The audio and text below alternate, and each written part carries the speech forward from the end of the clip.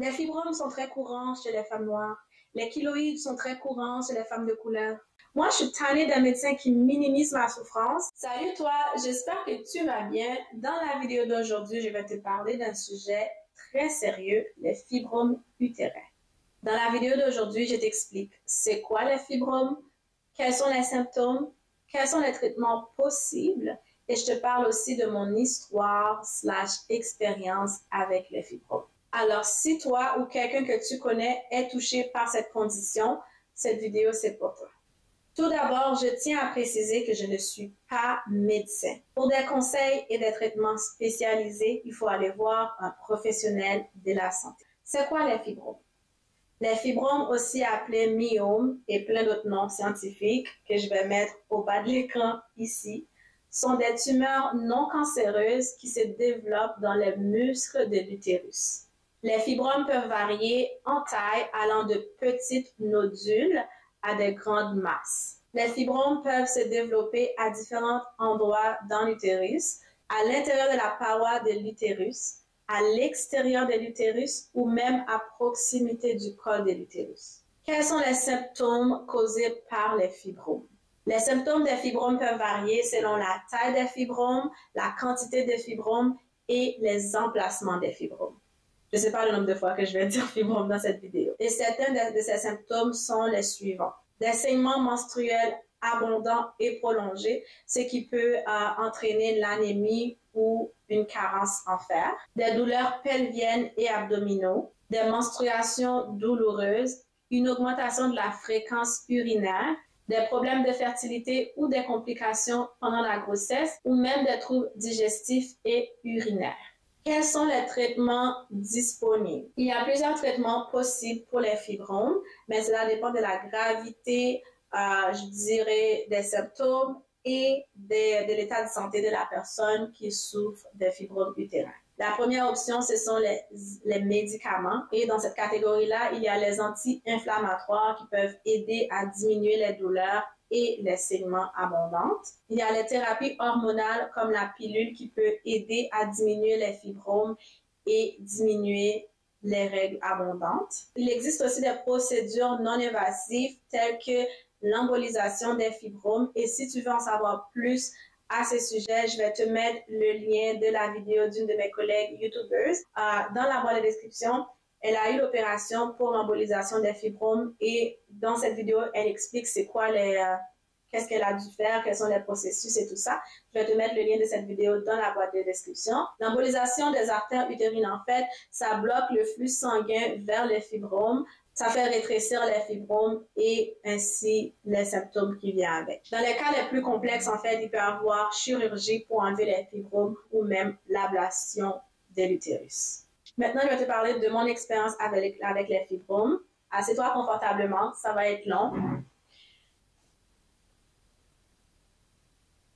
J'ai découvert que j'avais des fibromes il y a un peu plus de 4 ans lors de ma grossesse. À cette époque, j'étais enceinte de 7 semaines. Au début de ma grossesse, j'avais des crampes extrêmement douloureuses. Tellement douloureuses que je voyais des étoiles. Et ça, c'est même pas une joke. Ça me réveillait la nuit et j'avais tellement mal que j'avais peur. J'avais peur de faire une fausse couche. Alors, évidemment, je me suis retrouvée à l'urgence. Quand je me suis rendue à l'urgence, pour les gens qui vont à l'urgence, vous savez à quel point parfois les docteurs, ils s'en foutent, là.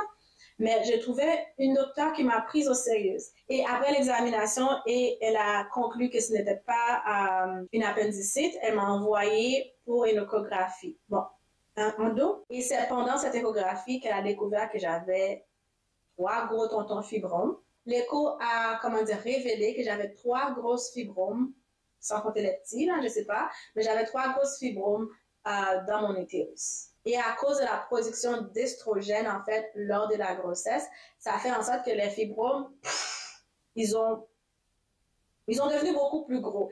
Le fait qu'ils ont grossi tellement rapidement, ils ont eu un genre de, ils étaient privés de sang. Okay? Fait que c'est comme il y a une grosse montée d'estrogène qui nourrit les fibromes et au même moment qu'ils grossissent, ils n'ont pas eu la quantité de sang qu'ils en ont besoin en fait pour je sais pas quoi là, pour survivre. Fait qu'ils faisaient genre des crises cardiaques là. Fait que les fibromes qui me faisaient mal là, c'est comme si ils faisaient des crises cardiaques.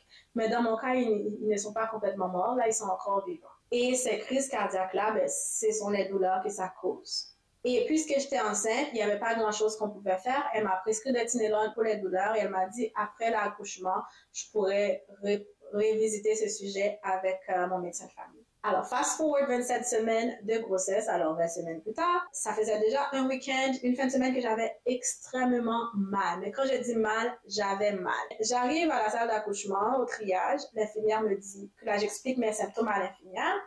Et puisque depuis, j'avais déjà des douleurs ligamentaires, fibromes, pour moi, c'était juste la même chose, mais plus gros. L'infirmière me dit, est-ce que vous avez des contractions, madame? Je suis comme, non. Elle me demande, est-ce que ton ventre est grossit, dur, puis après ça se lâche? J'étais comme, non. Alors, merci Seigneur, elle m'a pas écouté. Elle m'a pas renvoyé chez moi. Elle m'a amené dans une salle de triage pour les femmes enceintes. Elle m'a mis dans un lit. Elle a mis un moniteur sur mon ventre pour calculer les contractions et un autre pour calculer le rythme cardiaque de l'enfant. Alors qu'elle est assise, moi je suis couchée, mon amie est à côté de moi, elle glisse sa chaise pour aller récupérer quelque chose. Puis moi, j'ai une douleur qui vient, la même douleur qui vient, mais intense. Puis là, je retiens ma respiration parce que c'est tout ce que je savais faire pour soulager la douleur. Et l'infirmière, elle revient. Puis là, elle me regarde, puis elle regarde l'écran, puis elle dit, ouh, madame, c'est une grosse contraction, ça. Puis moi, j'étais comme, hein? Je suis surprise parce que je sais pas, moi, je sais pas c'est quoi une contraction. C'est ma première grossesse, OK? Un peu de grâce, s'il vous plaît. Fait que là, elle me dit, en plus, ça semble être régulier. Alors, elle m'a gardé sous observation et pendant 3 heures, et mes contractions étaient régulières à 5 minutes d'intervalle. Et un médecin est venu m'évaluer. J'étais dilatée à 5 cm. Ah non, pas à 5 cm, excusez-moi, à 1 cm. Et là, tu me dis, Debbie, c'est quoi tout ce rapport avec les fibromes? J'arrive. Patience. Après ça, après que j'ai vu le médecin, puis on déterminé prise de sang, tout, ils ont déterminé que j'étais dilatée de 1 cm, contraction régulière à 27 semaines. On m'amène dans une salle d'accouchement. Puis là, on m'a mis sur la Dalate. La Dalate, c'est un médicament qu'ils m'ont donné pour ralentir les contractions, pour éviter que je sois dilatée et pour éviter l'accouchement prématuré. Alors, ce qu'on m'a expliqué, en fait, c'est qu'à cause de la taille de mes fibromes et de leur remplacement, en fait, ça causait les contractions. Et ça, c'est une des complications qui peut arriver quand on a des fibromes. C'est des complications dans la grossesse et de l'accouchement prématuré. Mais ce qui est arrivé, c'est qu'après 3 jours d'Adalat, on m'a renvoyé chez moi. Il fallait que je reste alitée jusqu'à la fin de ma grossesse. Et aussi, j'ai pris la Adalat jusqu'au 33e semaine de ma grossesse pour être sûre que, parce que les contractions continuaient. Oui, j'étais restée dilatée à 1, mais les contractions continuaient, mais on voulait quand même qu'ils soient moins réguliers et qu'ils ont moins d'impact sur le col. Et c'est ce qui est arrivé. J'ai fini par accoucher à 37 semaines 4 ou 38 semaines, je ne m'en rappelle plus. OK, il faudra que je vérifie maintenant. Mais j'ai fini par accoucher à terme, gloire à Dieu. Et j'ai un petit garçon en santé aujourd'hui, je suis très contente. Mais je suis très contente que cette infirmière m'ait pris au sérieux quand, malgré qu'elle m'a posé la question, t'as-tu des contractions? Je suis comme non, je savais pas. Fait que je suis contente qu'elle m'ait pris au sérieux parce qu'on ne sait pas qu'est-ce qui aurait pu se passer. Bon.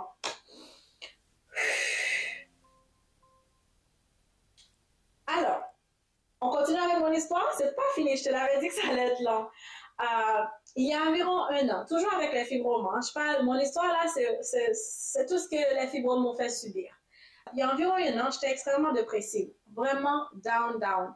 Et je pensais que je faisais un burn-out. Alors, je vois mon médecin prête à un arrêt de travail. Puis là, je lui explique tout, puis elle me dit, je pense que tu es anémie. Je suis comme, hein? Et c'est à ce moment-là aussi que j'ai découvert que j'avais des règles abondantes. J'ai 34 ans, j'ai eu mes règles depuis 20 ans, un peu plus de 20 ans en fait, et je n'ai jamais su que j'avais des règles abondantes jusqu'à, il y a 1 an. Comment as-tu découvert ça, Derby, tu me demandes? Je vais t'expliquer. J'ai eu un médecin compétent finalement. Alors, dès que j'ai découvert que j'étais enceinte, j'ai laissé tomber mon ancien médecin de famille parce que elle m'était très inutile. Il y a 2 ans, j'ai trouvé une nouvelle médecin de famille et je suis extrêmement contente parce que c'est quelqu'un qui me prend au sérieux. Je sens que je suis prise au sérieux et elle est compétente. Fait que quand je lui ai expliqué mes symptômes, elle m'a dit, je pense que tu es anémie. Et là, elle commence à me poser des questions. Elle m'a demandé, genre, elles sont comment tes règles? J'étais comme, normal. Elle me demandait, elles sont de quelle couleur? J'étais comme, rouge. Elle me demandait, À quelle fréquence est-ce que tu changes tes serviettes sanitaires? Je sais que c'est beaucoup d'informations, mais c'est très important pour voir d'où je viens avec ça, OK? Puis là, je lui ai expliqué, tu sais, je lui ai dit à quelle fréquence que j'ai changé mes serviettes sanitaires, tampons. Puis là, je lui ai dit quelque chose et je pense que c'est ça qui lui a fait tiquer. J'ai dit, mais tu sais quoi, depuis que je puisse me rappeler que je mets le tampon, puis en ce moment, j'utilise les Ultra, puis je dois les changer à chaque 2-3 heures parce que, tu sais, j'ai l'impression que j'ai jamais appris comment les mettre. Puis là, elle m'a dit, c'est parce que tu as les règles très abondantes. Fait que, puis elle savait déjà que j'avais des fibromes parce que quand elle a hérité de mon dossier, je lui ai expliqué tout ça. Et suite à cette conversation, elle m'a envoyé faire des prises de sang pour être sûre pour confirmer l'anémie, ce qui a été confirmé. Et elle m'a aussi prescrit des suppléments de fer et des anti-inflammatoires, ce qui est le premier traitement dans la liste pour réduire les symptômes. Et je dois vous dire que après cette première rencontre, dès mes premières règles, j'ai commencé à prendre les anti-inflammatoires. J'ai vu une différence. J'étais tellement surprise. J'étais choquée, en fait. J'étais choquée pour voir à quel point, quand j'ai pris les anti-inflammatoires, comme elle me les avait prescrits, ça a fait une différence dans mon flot menstruel. J'ai pas de mots. Bon. Mais les fibromes m'ont causé des problèmes, je crois, depuis mon âge de 16 ans. J'ai commencé à prendre la pilule depuis mes 16 ans jusqu'à mes 26 ans. Et une fois que j'ai arrêté la pilule, je suis passée au stérilet parce que j'avais des règles trop douloureuses et très abondantes, mais je ne savais pas à l'époque. Les douleurs m'empêchaient de vivre. C'était extrême. L'obstétricienne qui m'a suivie pendant ma grossesse était directe. Lorsque je lui ai dit que j'avais des fibromes, tout ce qu'elle m'a répondu, c'est que c'est très courant chez les femmes noires. Elle avait l'air ni surprise, ni choquée, ni inquiète. Être maman n'est pas facile. Être femme l'est encore moins. Surtout être une femme noire et que les médecins minimisent ta douleur, minimisent ta souffrance. Les fibromes sont très courants chez les femmes noires. Les keloïdes sont très courants chez les femmes de couleur. Et alors, ça ne les rend pas moins douloureuses pour autant. Ça ne les rend pas normales pour autant. Moi, je suis tannée d'un médecin qui minimise ma souffrance, qui balaye du revers de la main mes concerns, mes préoccupations et qui m'envoie souffrir en silence. En conclusion, vivre avec les fibromes n'est pas facile, mais il faut savoir qu'il y a des options, qu'il y a des traitements disponibles. Si tu as des symptômes ou si tu as des préoccupations par rapport aux fibromes, va consulter un spécialiste de la santé. Et si tu vas voir une personne qui minimise ta souffrance, qui te dit « Oh, c'est prendre des Advil, prendre des Tylenol », va voir quelqu'un d'autre. Si la deuxième personne cherche des différents avis, mets-toi sur la liste d'attente, change de médecin de famille s'il faut, mais ne souffre pas en silence. Parce que je dois te dire, après plus de 20 ans avec une médecine de famille qui était prête à me donner que des contraceptifs, qui me était prête à me donner que des médicaments pour tout et pour rien, je suis contente d'avoir changé de médecin et d'avoir trouvé quelqu'un de compétent qui m'écoute et qui prend au sérieux mes préoccupations. J'espère que cette vidéo t'a été utile. Surtout, n'oublie pas de t'abonner si ce n'est pas déjà fait. Et sur ce, je te dis, prends soin de toi. À bientôt.